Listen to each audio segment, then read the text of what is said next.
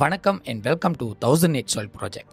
கூலிம் மேரா எஸ்டேட் ஸ்ரீ மகாமாரியம்மன் ஆலயத்துக்காக 1008 கோவிலேருந்து ஒரு பிடி மண்ணை திரட்டிக்கிட்டு இருக்கோம்.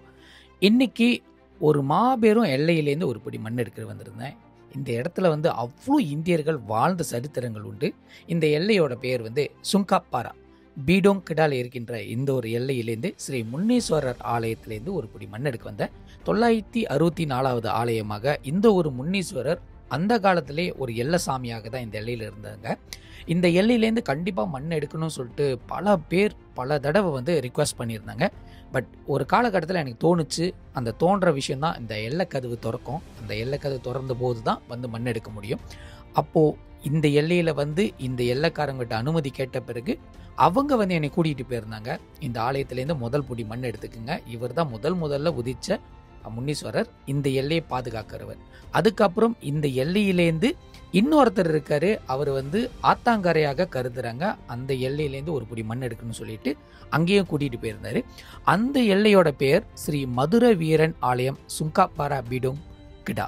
965வது ஆலயமாக இந்த ஆலயத்திலேருந்து ஒரு பிடி மண் எடுக்கிறது எனது பாக்கியமாக நான் கருதுகிறேன். ஒரே மேனேஜ்மெண்ட் கீழுக்கு தான், அதாவது எல்லாமே ஊர் மக்கள் தான் பராமரிக்கிறாங்க. இங்கே இருக்கிற மதுரை வீரன் சாமி இவ்வளோ சின்னோண்டா இருக்கிறத இன்றைக்கி தான் நான் பார்க்குறேன்.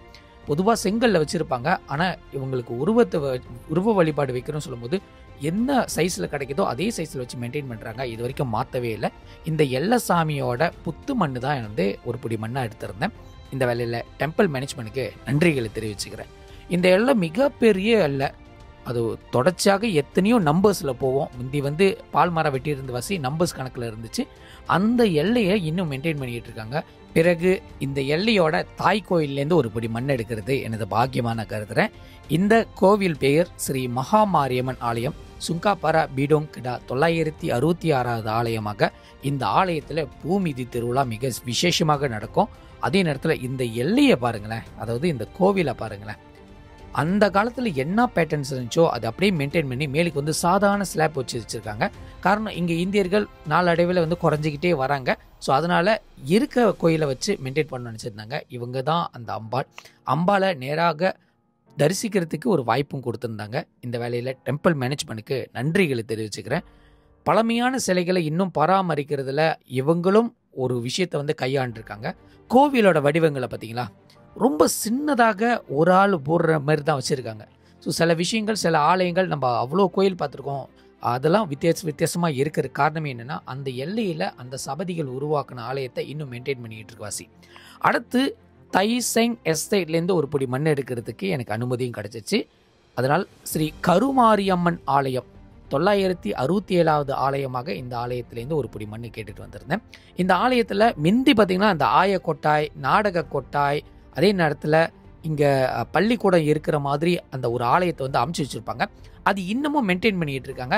அதோட ரூஃப்லாம் மாற்றினா கூட இன்னமும் அதே பேட்டர்ன்ஸில் வச்சு வழி நடத்திட்டு வராங்க. இந்த ஆலயத்தை சார்ந்துக்கிட்ட நான் ஒரு படி மண் எடுத்துக்க போகிறேன்னு கேட்டிருந்தேன்.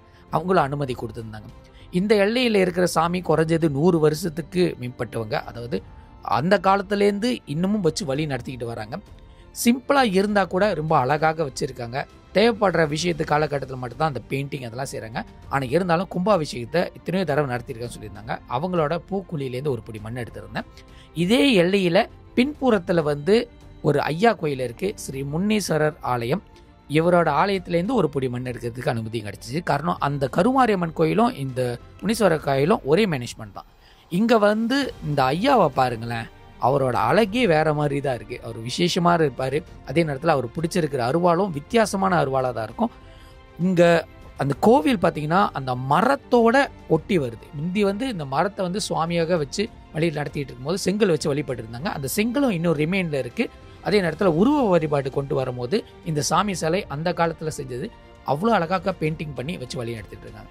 சூழ வழிபாடும் செஞ்சுருக்காங்க. இந்த மரத்தை பாருங்களேன், அந்த வேர் மரத்துலேருந்து விழுதாக இருக்கும்ல, அந்த மரத்துலேருந்து ஒரு பிடி மண் எடுத்துக்கிறேன்னு சொல்லியிருந்தேன். அவங்களும் அனுமதி கொடுத்துருந்தாங்க.